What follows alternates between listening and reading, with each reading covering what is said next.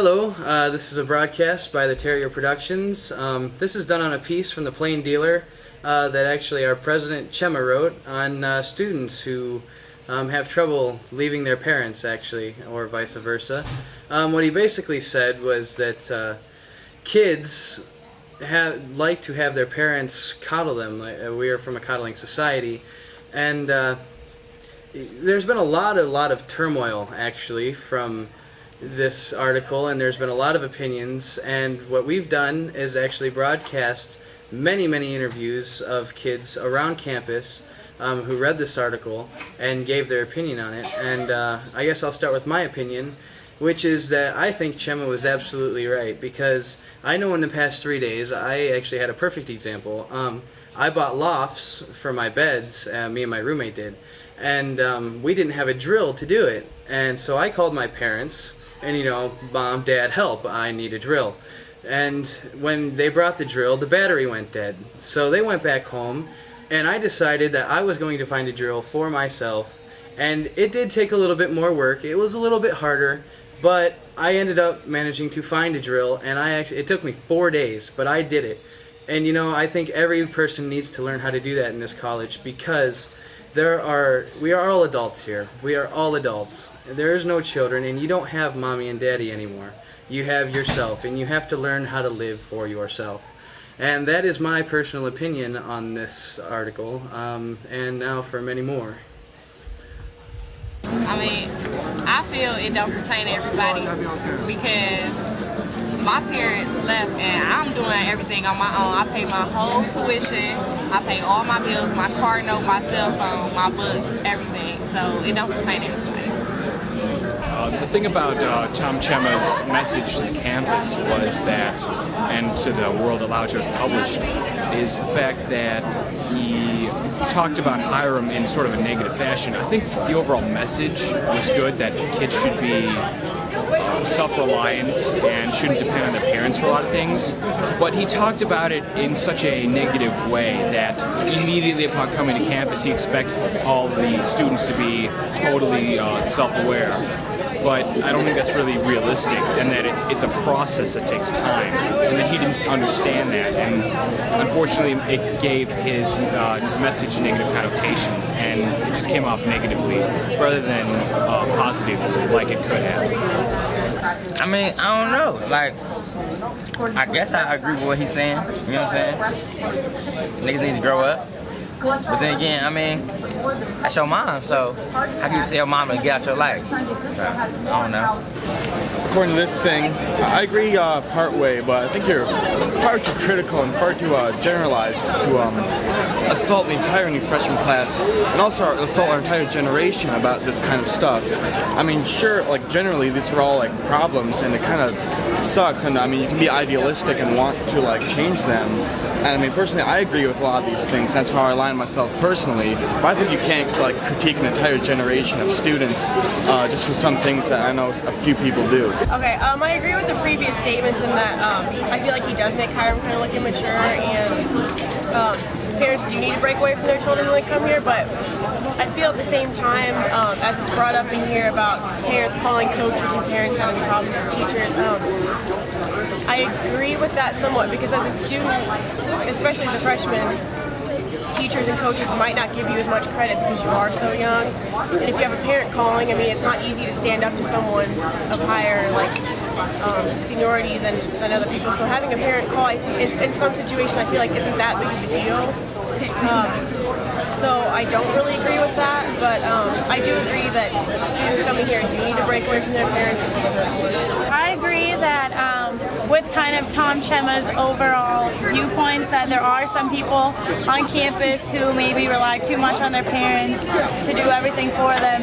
But I feel like he's kind of overgeneralizing and kind of stereotyping the Hiram student. I really don't think that this article being in the Plain Dealer or whatever, I don't really feel like it puts Hiram in a positive light at all. It kind of rationalizes that all students at Hiram College are immature and are attached to their parents, and I don't think that that's really what's going on here.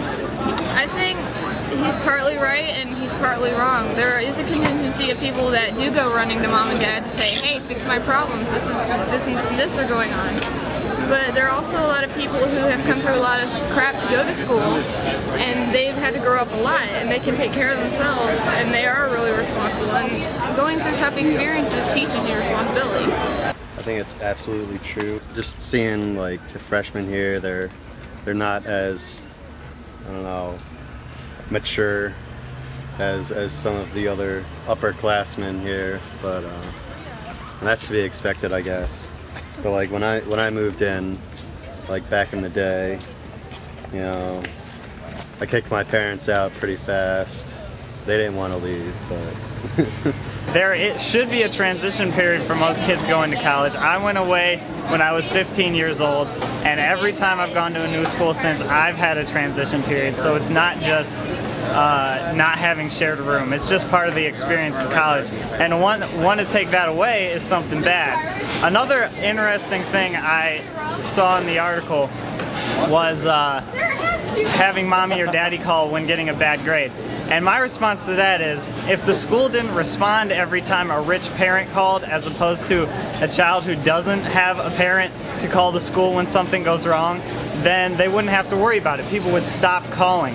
But as far as I've seen so far, every time something goes wrong for a student that is more well off than someone else, whether it's grades, whether it's the kid got sick and they need to take a test later, it becomes okay if it's a wealthy family, but not okay if it's not a wealthy family.